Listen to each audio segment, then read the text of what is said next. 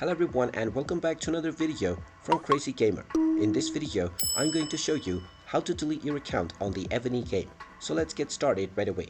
First of all, open up the Evony game on your device, and once the game is fully loaded, you will be taken into this homepage from which you can continue enjoying your game.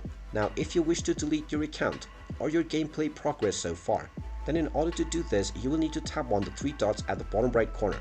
Once you tap on this button, you will see the settings gear icon.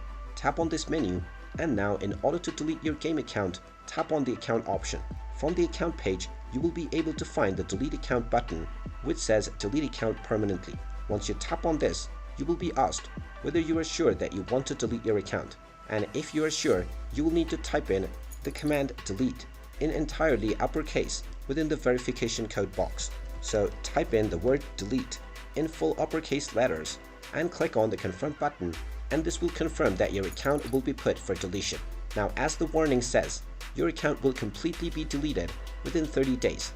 So if you change your mind at any point in time before this, then you can log back into your account before 30 days has passed, and you will once again gain access into your account, and your delete process will be stopped.